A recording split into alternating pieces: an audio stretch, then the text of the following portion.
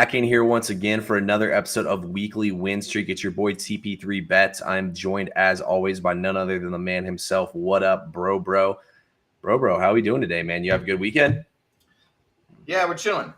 We had a good weekend. We're ready for another week. Ready to attack. Ready for a hot streak, shall we say? Because it's freezing and it's snowing. It's literally 13 degrees Fahrenheit outside as we speak in Cleveland, Ohio. How are you in Atlanta, in the A? Man, just hanging out, chilling, getting ready for sports tonight. And yeah, dude, it's supposed to snow here this weekend, actually, believe it or not. It's supposed to snow here and in Texas, and snowed hard here in a long time. So, dude, I actually didn't even realize this. They're playing those college football playoff games on Thursday and Friday. So I'm just absolutely hyped up, man. This is a great time for sports. And yeah, bro, just trying to get some money today. How did everything go for you on a Saturday with college basketball? Good with college basketball. Outside of that, not good. Sunday, not good at all. How about you though? I know I saw. I think you torched both days. No. Basically went even yesterday on a Saturday though. You know, we had a decent day. Kind of got fucked over on two player props. Both games were just kind of blowouts. So both guys fell like a point short on both player props. But, you know, we did get lucky on Jerry Jeudy coming through with us on the last drive. I think he needed like 30 yards and he got like 38 yards on the final drive of the game. So definitely got a little lucky with that. But, you know, as many bad beats as we had, we'll take the good ones as they come. And then Pittsburgh, man.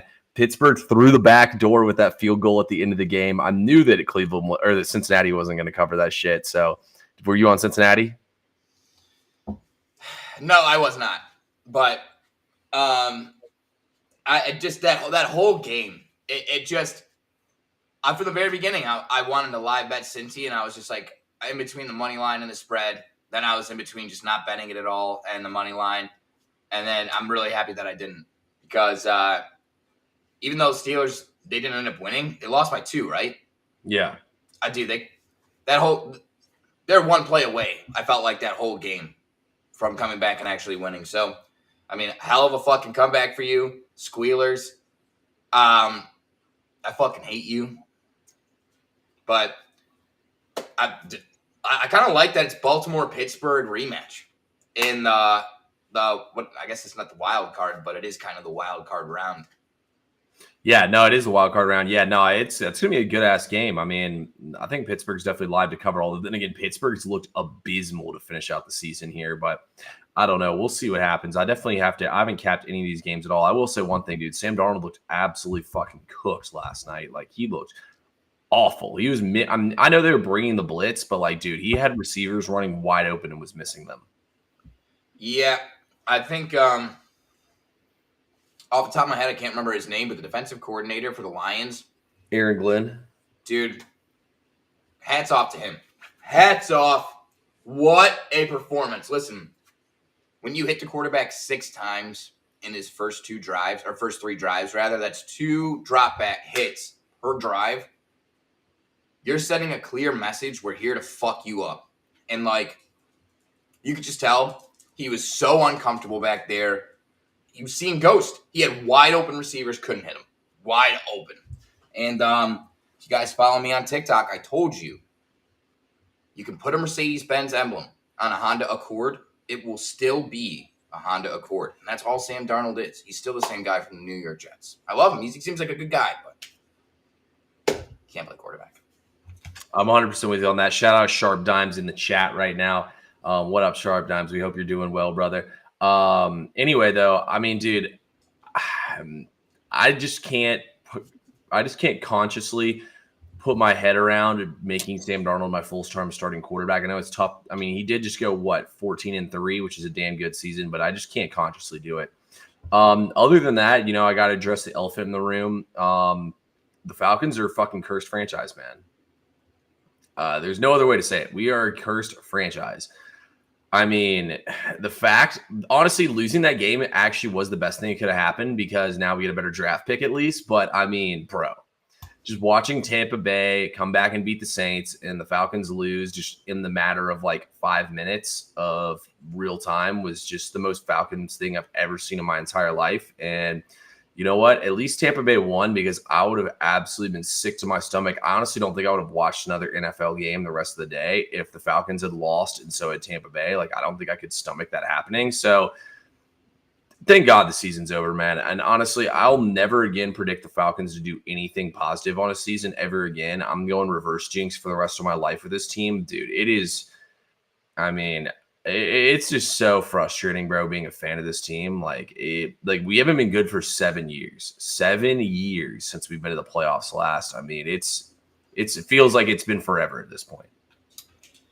Yeah, man, I feel for you. I really do. And if there's anybody that knows how you feel, it's me. Legitimately, man. There's not many teams that are worse. The Browns are right there. And news came out today that Deshaun Watson's Achilles surgery, there were tons of complications, tons of swelling around the back of the ankle still now. And he might have to get another surgery, which means this year would be void. Like, it will not count. He'll just have to sit on a roster. Won't count against us. Won't count against. He won't get paid. That'll be it. Boom. It just void. It'll just sit another year. We're fucked. We're fucked. The Browns are fucked. I don't really know how that works, but I was reading that if he doesn't come off the cannot perform list, we can't do anything with him, and it doesn't burn a year off his contract. It doesn't burn a year off his contract? Dude, from what I was reading, it doesn't burn a year off our obligation to him. We restructured his contract where we owe him money. Like, we'd have to pay him that money. We either have to pay him that money anyways, all of it, for him to never play again, or eat the contract and he'll just stay another year. I don't know. I was reading from some local insider that, like I said, if he doesn't come in the building, there was some other player this happened to. I want to say it was Chase Plummer or some shit. He got hurt, did something with his elbow, and he literally stayed away from the team. And it didn't. That year just was voided, and his contract just kept going the next year. I don't fucking know. If that happens, I might just end it. And we trade Myles Garrett. We're talking about trading him. I mean, hey, man, trading Myles Garrett could be the centerpiece you need to get the franchise going. But anyway, guys, we're going to have a lot more coming for y'all for football this week, whether it's in college football or in the NFL. But we got games to break down tonight. We got bets to lock in. We're ready to cash tonight. Bro, you want to take us to college basketball and give us our first play of the stream? For sure. By the way, no college basketball for me today. I've looked at the slate tomorrow. There's definitely some games I like on tomorrow's slate in college basketball. Hell yeah. Today is weird. There's not a lot of great games. There's really only like 3 or 4 games that are not like mid-major teams. That said, there's one game that I really, really like that I feel like I have a really, really good grip around. But like Wisconsin money line today against Rutgers is my favorite college hoops play of the day. I think like the public narrative around Rutgers and how much attention they're getting, it is creating like fake value. It's like the Colorado Buffaloes in college football. Okay, Rutgers has 2 like studs: Dylan Harper, Ace Bailey, gonna be top 10 draft picks next year without question, like unequivocally, no, maybe even top 5, both of them. And people are like enamored with that. Yes, Harper averages 22 and Bailey averages 20, but like Rutgers doesn't have another player that's scoring more than 9 points a game. The next leading scorer scores 8 points a game. Harper's sick, so he may not play. Basketball's a 5-team. It's a 5-man sport. You got to have 5 players working together. 2 good players is not going to beat 5. 2 really, really good players is not going to beat 5 good players. Wisconsin has 4 players that average double digits. They're led by senior guard Gian Tanji, who's averaging 18.7 points per game. And when it comes down to this, Wisconsin's just way better on both sides of the ball. 9th in adjusted offensive efficiency. They're the number 1 free throw shooting team in the country. They're 53rd in 3-point percentage. When you look at Rutgers, They're outside the top 120 in both 2-point and 3-point percentage, and they shoot 69.8% from the free throw line. Wisconsin shoots 85% from the free throw line. This line's set at 1.5. Free throws could literally be the difference. Right there. Forget all the other shit I said. Rutgers sucks at free throws. Wisconsin doesn't. We're taking Wisconsin money line even though they're on the road. Yeah, I have no opinions on that game. I've watched Rutgers play a couple times. It feels like they have, like you said, they got the big names, but they don't exactly perform on the court so far. The only game I looked at and considered betting at all today in college basketball was Houston first half. Houston's an absolute wagon at home in the first halves of games. Right now, they're outscoring teams by an average margin of 16.2 points per game in the first half. I looked at TCU. I believe they've been outscored by like 2.3 points on the road in the first half. So pretty interesting spot there for them. I think it's 11.5 now. That's a little hefty for my liking, but I could only rock with Houston in that game. Any thoughts on any of the other college basketball games from you? No, I mean, I really like I like where your head's at in the Houston game. I don't know what's up with DraftKings. They no longer are offering full points, and they are no longer offering first halves on college basketball. I can't do halves. I can't do Houston's minus 18.5. They offered 17.5 or 19.5. There's no 18 anymore. There's no 19. They're done pushing. I don't know where it came from, but I like to play, though. I really like to play. TCU is dog shit. Houston is like top tier filet mignon defense. Yeah, no. The TCU's offense is so bad, Houston will cut their head off, basically. Facts. Let's keep it moving, though. Let's go over to the NBA now. Guys, there's not a ton of games today, so this is going to be a shorter stream. Plus, we have a little meeting coming up here soon. Anyway, next game up here on the slate, we're going to go over to the NBA. Barbara and I both have plays here. I'll start us out here. I'll give the first play.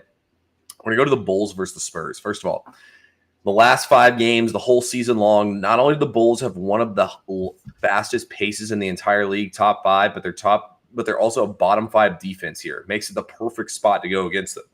Also, too, big men destroy them. Look at Karl Anthony Towns, 46 against them both times this season. Victor Wembanyama has been going off in his last few games. His points, rebounds, and assists tonight is set at 43.5. The Bulls have a bottom 8 defense against big men. I think Wembanyama is going to absolutely destroy them tonight.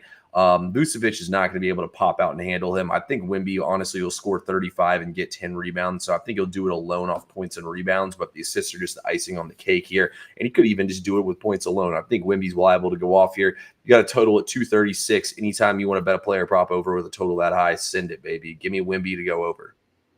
Yeah, I love that. And guys, we'll talk at the end of the show. You'll see just how much I love that. But really, really great play. That was a player prop. Do you have a lean in the side in that game? I was thinking Spurs heavy, but then I looked. The Bulls have been fucking solid, especially at home, playing teams close. Like fuck, I couldn't pick a side, so I just stayed off of it. I wanted to take the Spurs, but I don't know if that's a sharp side. Let's take a look here at a couple ATS trends. Let's see here. As a home underdog, Chicago is 6-7. That's nothing there. Let's see here. As an away favorite this season, San Antonio is 3-1 against the spread by 6.6 points per game. That's pretty solid.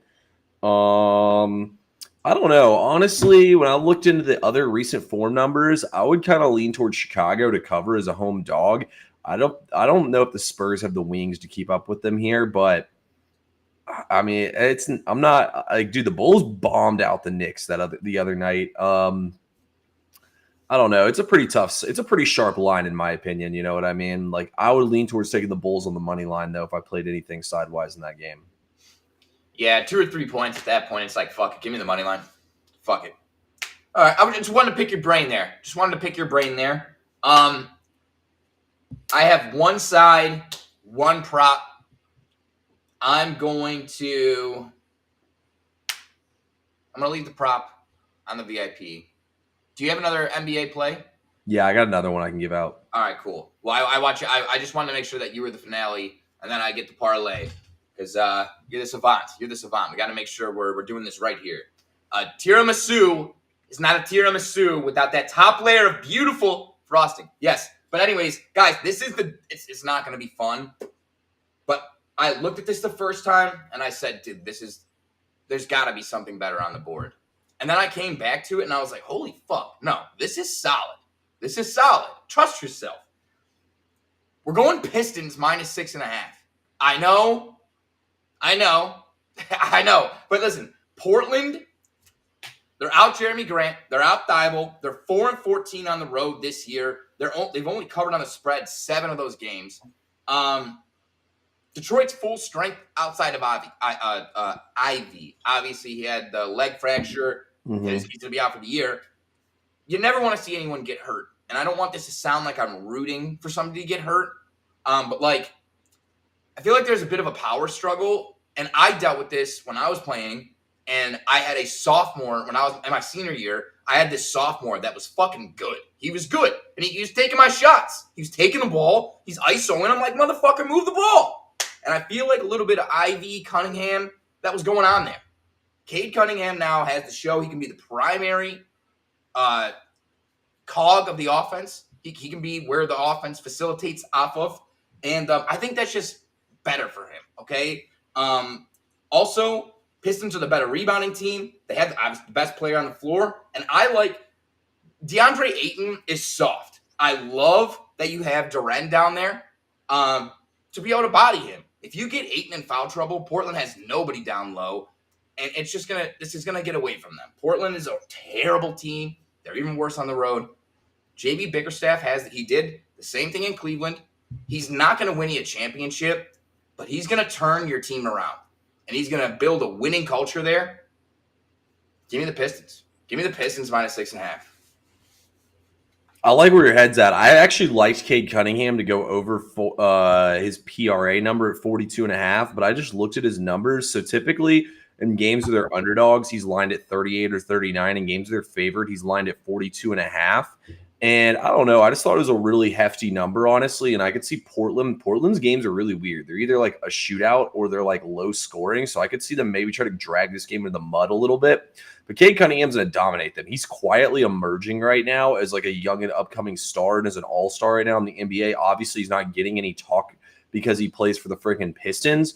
But Cade Cunningham is that dog, and they have nobody to check him whatsoever in this game. I wouldn't be shocked if he goes off here. I just didn't love the number. Like, it opened at 39.5 and immediately got steamed up to 42.5. If I could have jumped in at 40 or 40.5, I probably would have played it up to that number at 41.5 and maybe, but it's gone too far in my opinion. So, yeah, I agree. Same thing with his points, dude. I can't remember what it opened at, but by the time I was done capping, it had already gotten steamed like 1.5, and I think it's steamed all day. Yeah, he's at 26.5 or 25.5 -130. Yeah, that's tough. Yeah, it really is. So, yeah, no, I think Cunningham, though, is going to have a big game there. So, I definitely like that one. Interesting game tonight in the NBA. You do anything with the 76ers in Suns game? Everything in my body told me that I wanted to take Phoenix, but it also, that line just doesn't make any sense to me. I hate the Sixers. I think I've lost bets truly just because I don't like them. And I have like this preset prejudice against them. I hate Joel Embiid. I don't like their play style. I just don't like that team in general. I like Kevin Durant as a scorer. He always plays well against the Suns. He plays well against premier teams that are going to be, that primetime matchup. If I had to lean anywhere, I'd lean Phoenix, but they are terrible. They're terrible on the road. They're on a losing streak. I think like a 4 or 5 game losing streak right now. I don't know, T. What do you got for me? Yeah, so to be honest with you, I'm not going to touch this game. If Phoenix didn't bench Beal and Nurkic, I probably would take them here and shoot my shot. But also, too, Philly, in my opinion, is a bet-on team, and I don't think Phoenix really has anybody to check Embiid whatsoever. And so with all that being said, this game's a total stay away from me.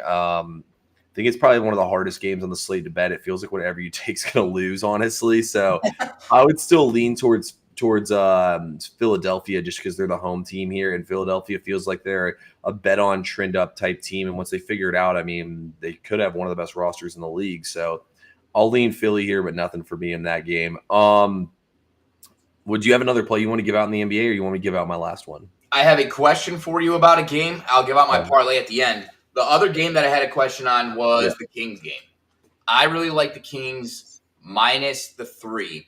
I was hoping that the line was going to come down so I can snag them on the money line. And I was also waiting for the news about De'Aaron Fox. If he is playing, if he's not playing. I know he's got the hip thing. He's out. He's out? Yeah. It's a glute. Also, Joel Embiid just got randomly ruled out with a foot. That guy doesn't play basketball. So anyway, dude, I capped this game a lot today. I think Sabonis might be able to put Bam in a headlock in this game and really go off, but his number's pretty inflated. Dude, I feel like you either got to look towards Keegan Murray or Malik Monk to have a big game in this game. But honestly, not really a game I'm interested in. The Kings have really struggled to figure out their identity and what they want to do. I've stayed off their games for the most part. I actually bet on Fox on Friday, and he went like 7 for 23 from the field and missed his prop by 2.5 points. So it makes sense he was hurt. But yeah, I honestly think it's a pretty tough game overall. But I think that like Keegan Murray or Malik Monk are going to pick up the scoring slack in this game. Word. Yeah, to me, man, I just think the Heat are a dumpster fire. When your star player is saying, "I don't want to be here. I can't be happy here." I mean, they got blown out by the Jazz by 30 points. You know what I'm saying? Like, I'm not gonna lie, I have a Kings money line play in a parlay. Okay.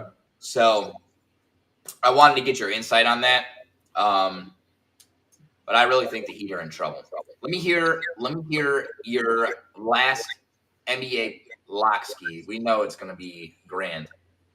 Yeah, I'm going to go over 231.5 tonight in the Memphis Grizzlies versus the Dallas Mavericks. You look at these two teams right now.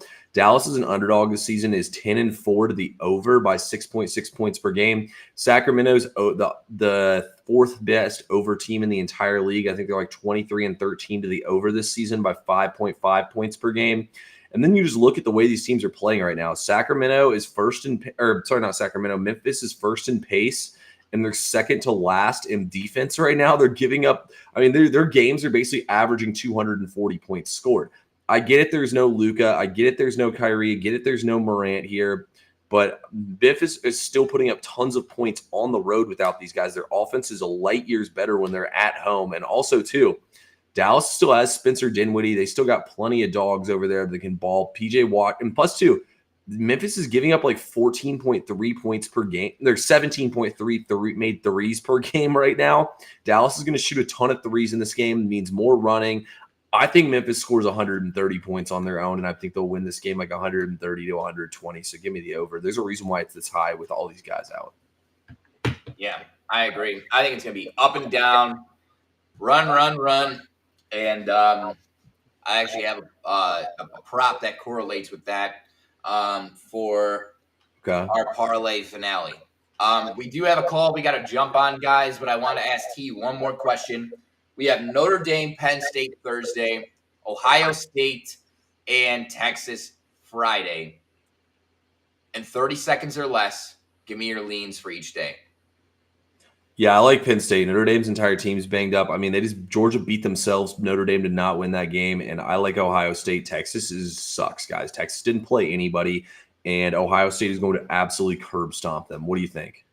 I like Notre Dame against Penn State. I'm not sold on a Penn State-Ohio State national championship. I think the committee is going to come in and try to make some calls. Marcus Freeman is America's – he's like the melting pot coach. What is he, like Chinese, Japanese, dirty knees, black, white? He's all of it. I don't know what the fuck he is, but he's all of it, and that's great. But they really are like every time he's on the screen – they're talking just as much about his race as they are his successes. And I just think Notre Dame is America's team. They're the only team that's ever been successful as what do they call that? Independent. An independent, correct. So I think their defense is just going to be too much for Drew Aller. I've never been a Drew Aller fan. I think he's mid as fuck. I would take the under in that game, but I also like Notre Dame. And then Ohio State. Ohio State, baby. Max. H. Oh, yes, T. Yes. All right. So, guys, I wanted to give you a parlay as we get out of here. T hit the nail on the head with the first two. And then we hear that Embiid is out, which makes me love my third one even more. First play, Daniel Gafford, 15-plus points and rebounds. I like it. In high-paced games, he is playing really, really well. Right now, he's projected 8.4 points, rebounds via AI. Wemby, TP3 already gave it to us. He had him over 43.5. I just have 40-plus PRA. Okay? 40-plus PRA. He's projected 51. Okay? So I think he's going to have a big game. Kevin Durant, 25-plus points. Sniper. I think that should happen. And then we got Crazy Bobby Portis, 12-plus points. I think it's more or less self-explanatory. Toronto doesn't play any fucking defense. If this game, he's getting usage. And if this game is a blowout, he's going to be the one that's out on the court. Brook Lopez and Giannis are not going to, they're going to be the ones that are sitting first. So I'm not worried about him getting benched on some fucking bullshit. So that's the four legs. Gafford, 15-plus points, rebounds. Wemby, 40-plus PRA. KD, 25-plus. Bobby Portis, 12-plus. T, who sells? Nobody. That's a lock. Oh, shit. I was really expecting you to hate the Bobby Portis play, but that's all right. No, I like that one. Toronto's defense is like abysmal, dude. They gave up 150 and 140 points last week in 2 games. So I got a prop in that game too. So yeah. Oh shit. Shit. All right. All right, boys. We appreciate everyone who stopped in here. We got to jump to this call, but let's get some fucking money tonight. Bro, any last words? No. That's all I was gonna say. Let's get this money. We got an amazing weekend of sports. Thursday, Friday, Saturday, Sunday is about as good as it gets. From college football to NFL, a lot of college hoops. Conference games are starting. That's the way. NBA. Oh, yeah, there's NBA too. TB3 loves the NBA. I do. It's my favorite sport. But anyway. All right, boys.